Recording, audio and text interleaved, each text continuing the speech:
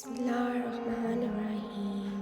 شروع کرتے ہیں رب تعالیٰ کے بابرکت نام سے جو بڑا مہربان نہایت رحم کرنے والا ہے، جو سب کے دلوں اور نیت کو خوب جانتا ہے، حق و باطل میں فرق کرنے والے، عدل و انصاف پر قائم رہنے والے اور اسلام کے دوسرے خلیفہ حضرت عمر فاروق رضی اللہ عنہ کی زندگی کے بارے میں کچھ بیان کرتے ہیں۔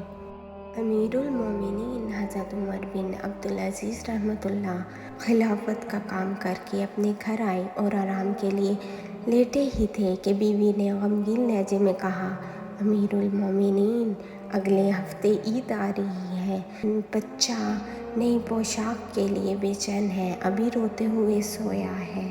حضرت عمر بن عبدالعزیز نے سر جھکا کر فرمایا، تمہیں تو معلوم ہے کہ مجھے تو صرف 100 درہم ماہوار ملتے ہیں، جس میں گھر کا خرچہ بڑی مشکل سے پورا ہوتا ہے۔ بیوی، وہ تو میں سمجھتی ہوں، آپ بیت المال سے قرضہ لے لیں۔ حضرت عمر بن عبدالعزیز نے فرمایا، بیت المال تو صرف غریبوں، یتیموں، فقیروں کا حق ہے، میں تو صرف اس کا امین ہوں۔ بیوی بولی، بے شک میرے سرتاج، آپ کی بات سچ ہے، مگر بچہ تو ناسمجھ ہے، اس کے آنسو نہیں دیکھے جاتے۔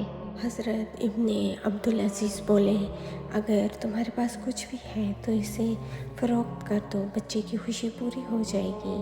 بیوی بولی، امیر المومنین، تمام زیورات آپ نے بیت المال میں جمع کرا دیے ہیں، بلکہ میرا قیمتی ہار بھی جو میرے والد نے مجھے تحفے میں دیا تھا، آپ نے وہ بھی جمع کروا دیا۔ اب تو میرے پاس آپ کی محبت کے سوا اور کچھ بھی نہیں۔ امیر المومنین نے سر جھکا لیا، دیر تک سوچتے رہے، اپنے ماضی میں جھانکنے لگے۔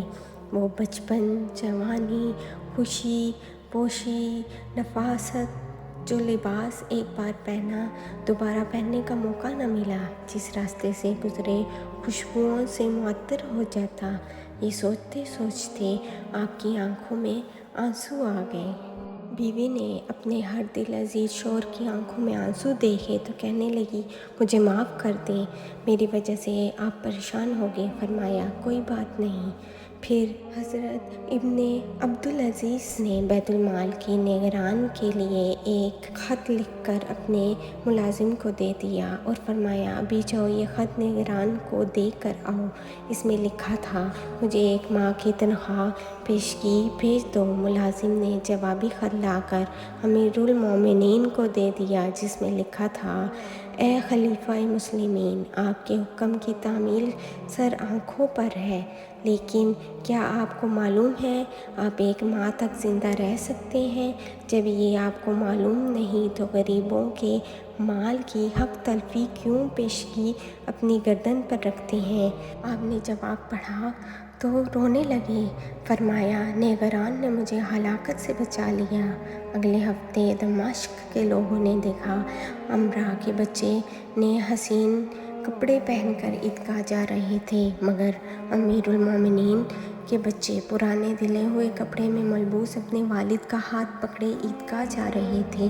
بچوں کے چہرے چاند کی طرح چمک رہے تھے، کیونکہ آج ان کی نظر فانی دنیا کی وقتی خوشی پر نہیں بلکہ جنت کی ابدی تمنا کے احساس نے انہیں سرشار کر دیا تھا۔